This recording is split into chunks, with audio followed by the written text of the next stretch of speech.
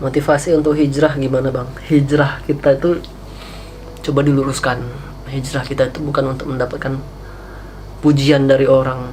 Yang pantas dipuji itu siapa? Allah ya, yang maha besar, yang maha kuasa, yang pantas untuk diberikan puji-pujian.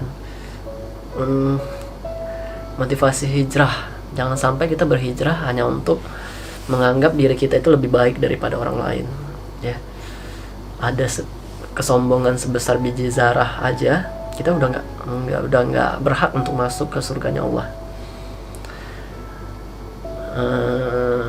Ya, ada kesombongan sebesar biji zarah pun teman-teman ya. Jadi benar-benar kita harus menyelami hati kita masing-masing teman-teman. Untuk apa kita berhijrah gitu? Apakah kita berhijrah untuk memperbaiki kehidupan kita? Hijrah karena Allah ya, perintah Allah untuk memperbaiki diri kita.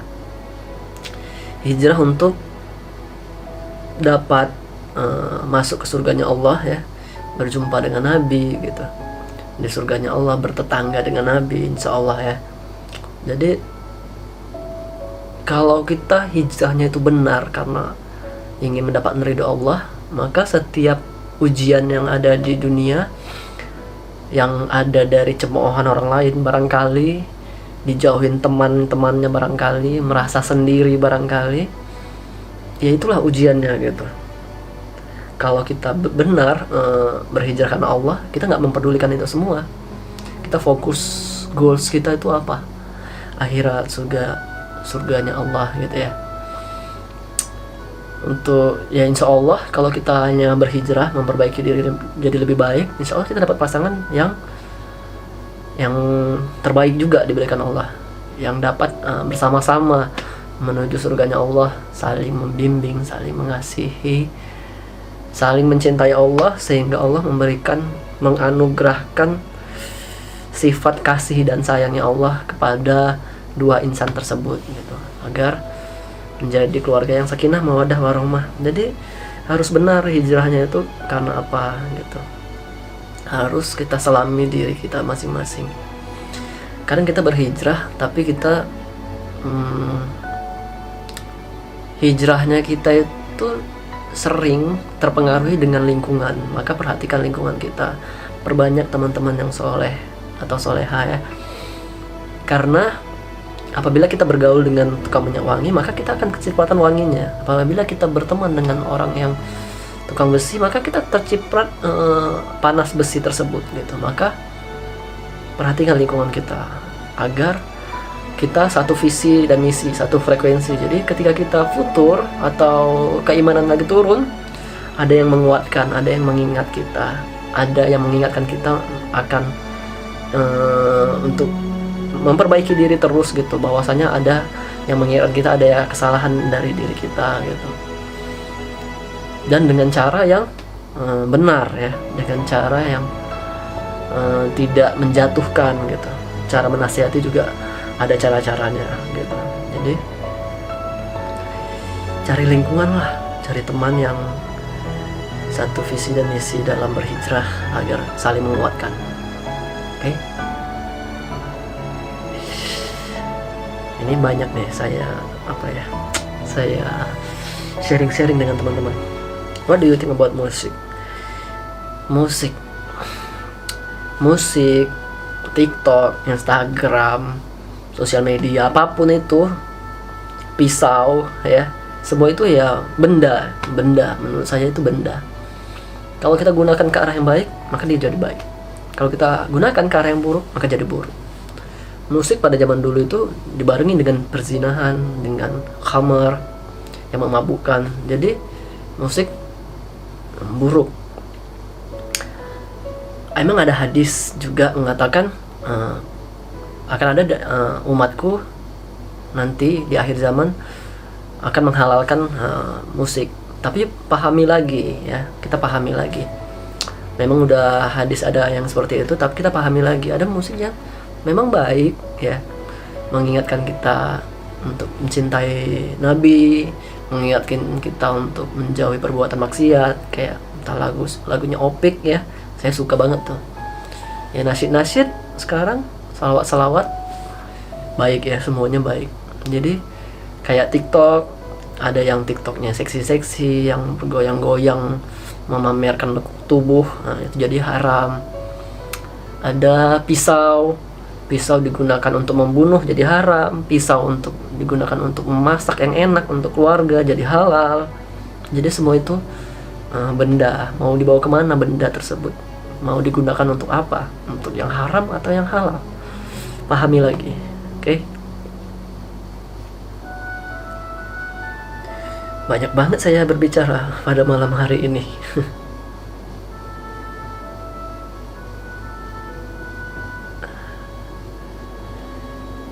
Bang, itu bajunya Muhammad Al-Fatih. Iya, Muhammad Al-Fatih. Ya, untuk ngingatin kita, untuk mengingat kita bahwasannya kita ada idola-idola gitu, bukan Spiderman, bukan Iron Man, bukan Superman.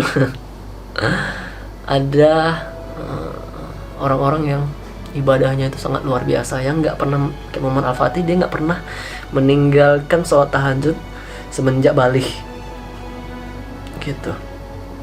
Jadi ada panutan kita, ada idola kita. Dalam Islam tuh memang ada idola kita untuk mencapai derajat surga yang tinggi tersebut gitu.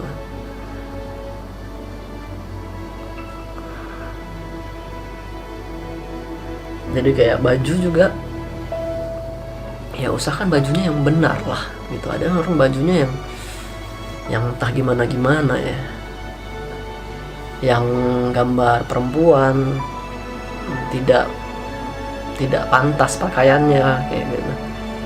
Maka diperhatikan apa yang kita pakai, apa yang kita makan, apa yang kita minum, apa yang kita berikan untuk keluarga kita nanti. Semua diperhatikan, semua harus halalan thayyiban ya, yang halal ya, dan baik. Oke.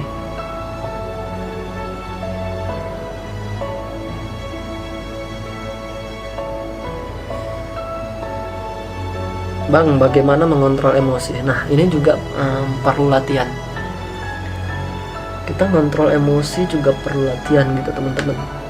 Entah kita banyak beristighfar, entah kita banyak berdoa, entah kita banyak berzikir agar hati itu lebih tenang, entah kita banyak berkhidmat kepada orang lain agar hati itu jadi lembut. Kayak kita itu banyak memberi daripada meminta, banyak melayani daripada dilayani. Karena banyak kita itu, apabila kita ada jabatan misalnya, ada kekuasaan, maka kadang hati kita menjadi keras gitu. Saya ada kenal orang yang udah jadi direktur tapi tetap mau membersihkan kamar mandi masjid. Kenapa dia seperti itu? Ternyata dia memang ingin berkhidmat, ingin menjadi pekerjanya Allah, ibaratnya seperti itu.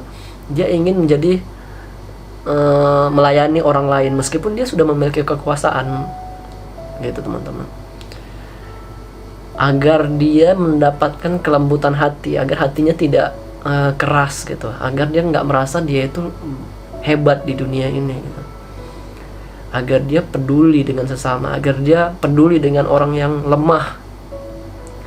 Dia mencari cara agar hatinya itu lembut. Nah, kalau hati yang lembut, insya Allah nggak gampang emosi, nggak gampang marah, sering mengalah, sering mementingkan keperluan orang lain daripada keperluan diri sendiri.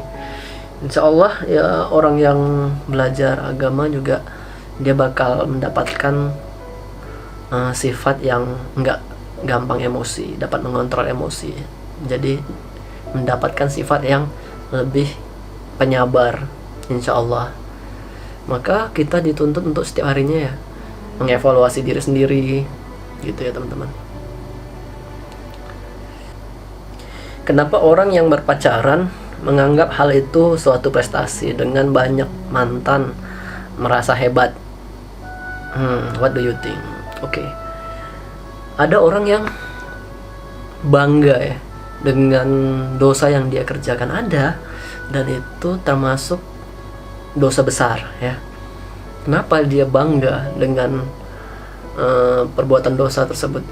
Ya, dia kan banyak mantan, banyak berbuat maksiat kepada lawan jenis, banyak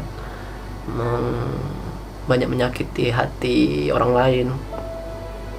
Ada orang yang gemar membicarakan kemaksiatan yang dia kerjakan dan dia bangga, dan itu termasuk perbuatan dosa besar, dilaknat ya. Jangan sampai kita seperti itu gitu. Kenapa perbuatan dosa itu dibanggakan sama dia? Karena dia udah merasakan nikmatnya dalam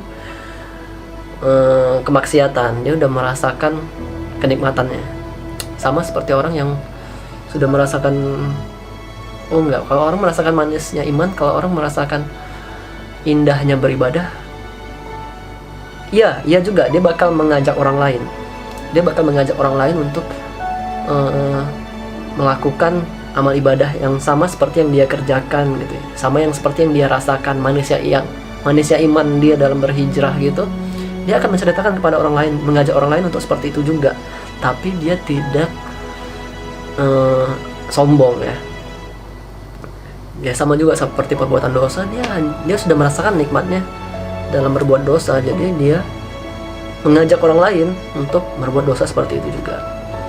Terakhir jatuhnya seperti pekerjaan iblis ya, iblis untuk mengajak manusia dalam bermaksiat ya. Seperti itu juga orang yang gemar melakukan perbuatan dosa, jadi dia mengajak orang lain juga dan untuk berbuat dosa seperti yang dia rasakan nikmatnya gitu, karena dia sudah merasakan nikmatnya dalam bermaksiat gitu. Mudah-mudahan kita nggak seperti itu ya teman-teman. Kamu terlalu subhanallah untuk aku yang astagfirullah. Tidak, jangan pernah kita meng-underestimate diri kita sendiri gitu. Yakinlah bahwasanya kita itu pantas mendapatkan sosok yang lebih baik dari kita, mendapatkan sosok yang benar-benar dapat membimbing kita gitu. Jangan pernah kita merasa nggak pantas. Kalau kita merasa nggak pantas, nanti kita tidak memperbaiki diri, nanti kita terlena dengan apa adanya diri kita gitu. Kita harus positif ya, kita harus yakin bahwasanya kita itu dapat seseorang yang lebih baik dari kita, dapat seseorang yang membimbing kita ke surganya Allah ya. Kita harus yakin bahwasanya Allah yang memegang hati manusia. Bisa aja sedetik kemudian dia itu tiba-tiba ingin hidup bersama kita ya kan. Jadi jangan pernah merasa diri kita itu nggak pantas ya. Yang bisa menilai kadar keimanan orang tuh, kadar keimanan manusia itu ya Allah. Jadi kita nggak boleh lah untuk berputus asa terhadap rahmatnya Allah. Yakin dengan kekuatan doa, yakin Allah akan memberikan yang terbaik untuk kita, asalkan kita memang berhijrah memperbaiki diri karena Allah. Jadi kita diberikan sesosok yang lebih baik daripada kita, agar mengingatkan diri untuk terus memperbaiki diri gitu, menjadi lebih baik ya. Jadi jangan pernah underestimate diri kita sendiri. Oke.